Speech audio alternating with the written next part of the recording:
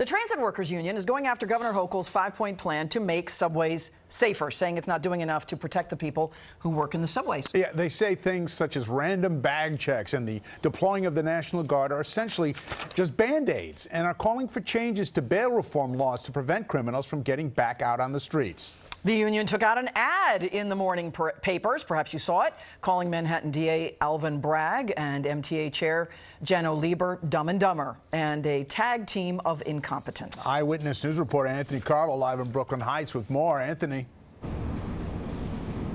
Well, Michelle, David, the Transit Workers Union certainly not mincing words. The Transit Workers Union president says one of his workers just this morning was spit at by an unruly rider, but he says the MTA really is spitting in the face of all of its workers every day that they don't do more to protect those workers. And as you both just mentioned, the Transit Workers Union taking this full-page ad out in the New York Post. It features Manhattan District Attorney Alvin Bragg and MTA Chairman Jano Lieber as dumb and dumber. The union says Bragg's revolving door approach to justice emboldens criminals, especially in transit.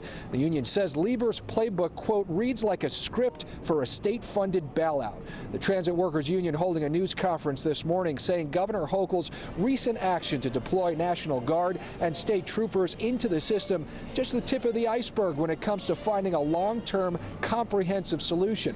The union is questioning why the MTA won't deploy more MTA police, even though the MTA has said it has full confidence in the NYPD.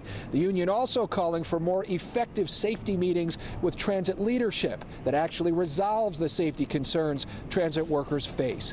The union president says violent assaults against his workers are on the rise, and he referenced 2 assault cases, including Noreen Mallory. We covered it, a subway station agent who was repeatedly punched in the eye last month.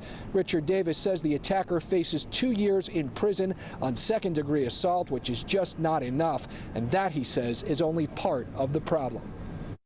Jano Lieber is not working, to me, he's not working with integrity or concern about our members, our TWU members and the riding public. I would like to walk the 2 Broadway and spit in Jano Lieber's face and see if he'll take it from me. And then we'll see if that's okay. Again, strong words from the union this morning. Now, just to remind you, part of the governor's 5-point plan to reduce crime in the subways includes a new program bill that would ban people from the transit system if they have been caught assaulting another rider.